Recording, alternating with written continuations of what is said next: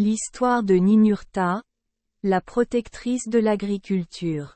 Ninurta, ou Ningersu est le dieu mésopotamien de l'agriculture, de la chasse et de la guerre, fils du vent aérien Enlil et de la déesse Ninursag. Tenant l'arme ultime, la masse parlante Chareur, le dieu Ninurta a accompli de nombreux exploits, tuant le mouton sauvage à 6 têtes, le serpent à 7 têtes et battant le roi des palmiers, mais 2 exploits héroïques sont mentionnés à plusieurs reprises, notamment vaincre le monstre Assag et vaincre l'oiseau maléfique Anzu.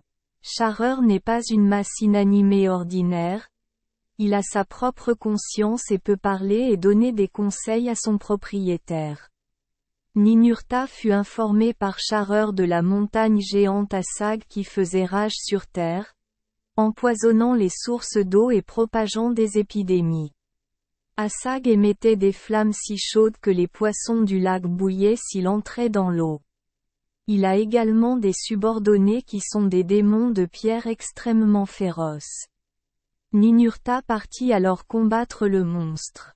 Assag créa une tempête de sable pour repousser l'attaque de Ninurta, mais grâce au dieu Enlil et dans son fils en créant une forte pluie pour emporter le sable et la poussière, Ninurta contre-attaqua immédiatement et écrasa tous les démons, tuant Assag et son armée de monstres.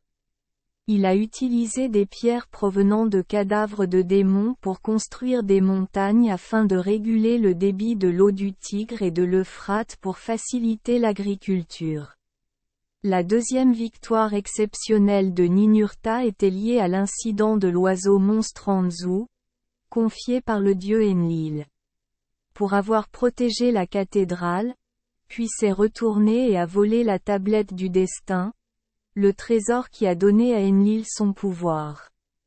Le pouvoir de la pierre était si puissant qu'il aida Anzu à vaincre les 3 dieux qui le poursuivaient. La situation était si critique lorsque le trésor divin tomba entre les mains de personnes maléfiques, que les rivières se tarirent et que les dieux perdirent leur pouvoir. Un par un, les dieux se levèrent pour combattre Anzu mais tous échouèrent, jusqu'à ce que Ninurta soit recommandé par le dieu Enki de récupérer la pierre du destin. Ninurta est un excellent tireur d'élite, tirant des flèches avec des centaines de coups, mais la pierre du destin aide Anzu à inverser le temps afin que les flèches ne puissent pas atteindre leur cible. Anzu utilise le pouvoir de la pierre pour transformer le corps de la flèche en minerai de fer, et les plumes se sont transformées en oiseaux et se sont envolées. Ninurta dut alors appeler à l'aide le vent du sud.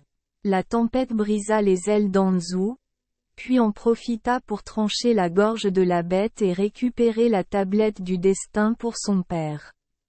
Mais après la guerre, Ninurta commença à se laisser tenter par le pouvoir et à vouloir conquérir le monde.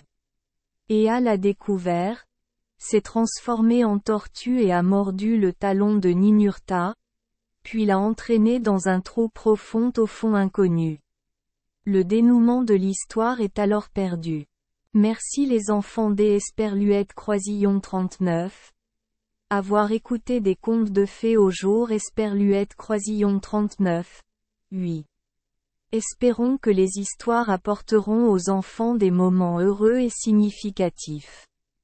Si vous aimez notre chaîne, veuillez appuyer sur le bouton S Esperluette Croisillon 39.